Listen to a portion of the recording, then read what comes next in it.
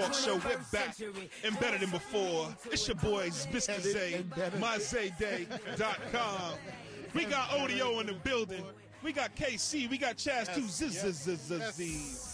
And I mean, it's a Tech Talk Show. It's the hip hop series. And this is the first time we've had the whole gang in the studio in about a month. In a long time. So We've all been very traveling. Excited. And so, just to kind of close out on latest technology news, there's a lot of stuff going on out there. A lot of stuff. Then Zay wants to talk about how he was abducted by an alien and the alien technology that he found out that don't sleep. After. Don't sleep. Well, listen, again, DMV, Washington, Maryland, Virginia, Ustream.tv.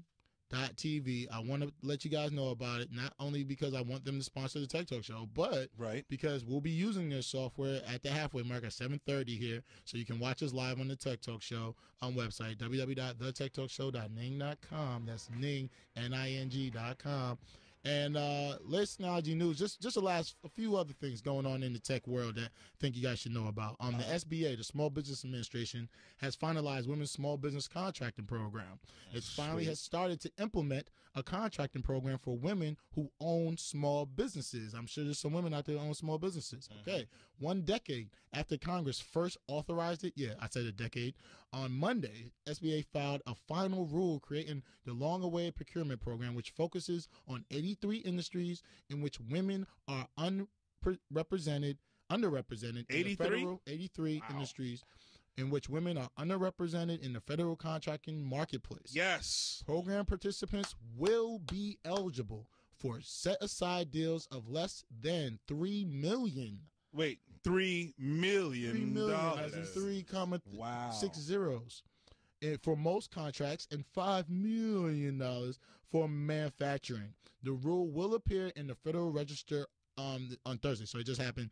It appeared in the Federal Register this past Thursday. Ladies out there who own businesses, get this Small Business Administration money. The SBA website is sbadc.gov.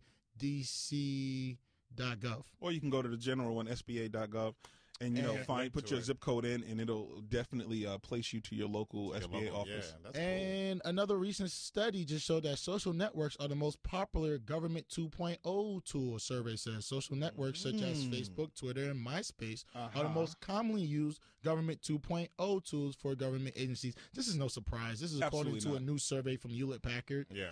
This is no surprise. I mean, the whole 2.0 was about how can government workers play on, social networks and get away with it, Right. I mean, and that's what we just finished talking about, the CBC. Who was the young lady we had calling? She called and talked about Phaedra. Remember she called and talked about how government is trying to leverage this, politicians. So it's awesome to hear that.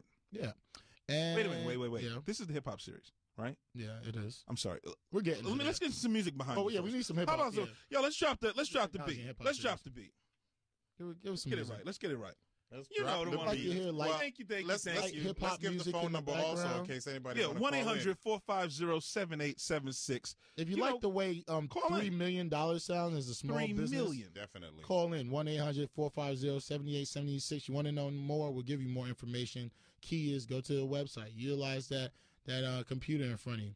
And on another note, this is some nice information. You guys wondering how the iPad is changing mobile health care? Well, as you know, the iPod sold 3 million units in the first 80 days after its April release, and its current sales rate is about 4.5 million units per quarter. Yeah, vastly surpassing the 1 million units the iPhone sold in its first quarter, according to analysts cited in a report a couple of days ago on Fast Money. Now the iPad is on track to pass in gaming software and hardware and cellular phone to become the fourth biggest consumer electronic category with estimated sales of more than $9 billion. With a B. As $9 billion bonkers. As in bong. In the U.S. next year. That's just in the U.S. And I mean, and what's helping the iPad also is that a lot of businesses are finding how to integrate it into their, operations. Right. Just like the iPhone and some tools, if business cannot integrate it, then it takes a while to be adopted outside from the consumer angle. Right. But now when you could attribute it to the consumer angle as well as the business angle. It just kind of opens it up a little more. What the brilliant thing about Microsoft is this, though. I mean, with the iPad. Right. I mean, even at the schools. I was at an elementary school. Shout out to Drew. Drew Mama School. Named after Charles Drew. But they have Charles R. Drew. Charles R. Drew, right. Went to Howard University. That is correct. Ow! Howard Homecoming. Shout out to the Bisons. Howard Homecoming coming up. You know how it goes. So one of the exciting things that they're using, the iPad is so universal. Like there's so many applications. They're using it in the schools now as an educational tool. You know, it's just as brilliant. They should. Right, as they should. Like, why shouldn't they? Instead of having an entire bulky laptop, remember the computers on it, they got the iPad. They have all these applications that are educational applications on there. You know, my kid can read. It's on the iPad. You hit the button, and your kid will read. Yeah. Absolutely read, because they're having fun reading. It's fun. It's multimedia. It looks fun to play with. It looks exciting. Yeah. It's touchscreen. You know, in fact, the iPod in some ways is a dream solution for busy doctors, nurses, and other healthcare professionals. That's true. It's lightweight. It's easy to carry. It can be used for making notes, accessing records, searching medical references, viewing medical images, and illustrating all kinds of things to patients, injuries, progressions of illnesses, surgical procedures, and even physical therapy regimens.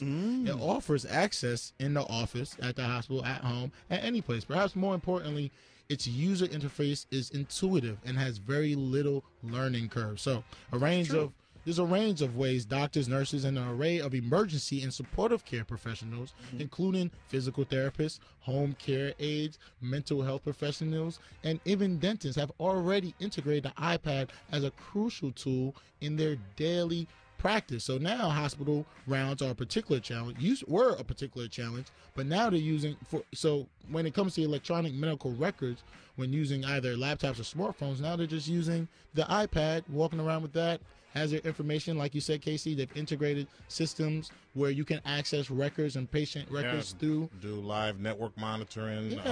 Just monitor everything. It's going to be real interesting to see how the Playbook and the Samsung Android version come in and try to squeeze their way in. You know what's so crazy about Samsung, this? Of course, being Samsung's version of the iPad. Right, with the Android operating system.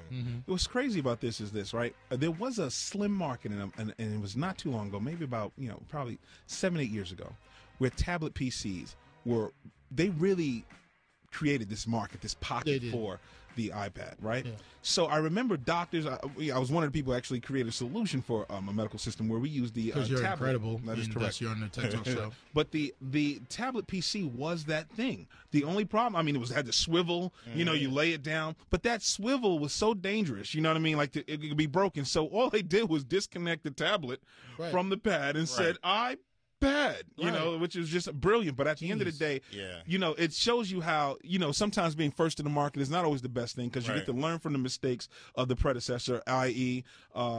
Google, Yahoo, i.e. Facebook, MySpace, it's just an awesome thing. And another key thing with like that, I guess if you want to call it the first generation of these pad-type devices, is these systems, when you shut them down, they did a full Windows shutdown. And when you wanted to bring them back up, they had to do a full Windows boot up.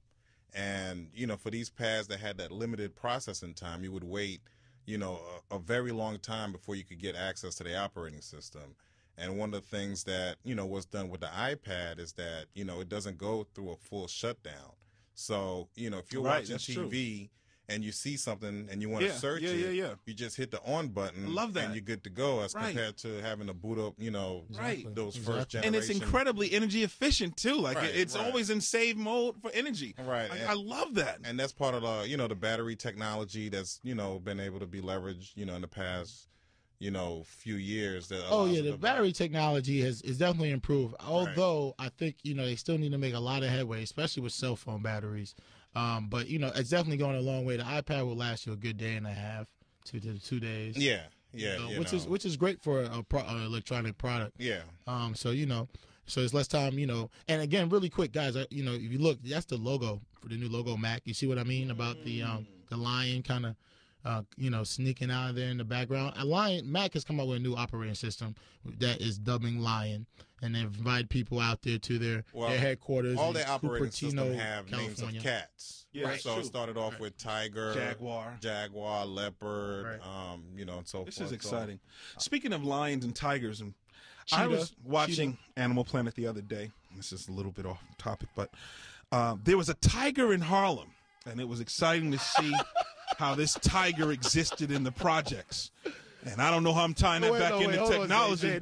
Well, we're going to talk let's about take a break. Let's talk about. Let's take a break. Somehow work it in. Okay, UFOs and tigers. We're coming back. It's the Technology Hip Hop Series coming up next. Ayana Gregory, DJ Trini, the whole gang. We'll be right back. Stay where you are. I think this lion is safer than the tiger that was in Harlem. Go to the Tech Talk Show, www.thetechtalkshow.com. We're coming back live. 1450 WOL.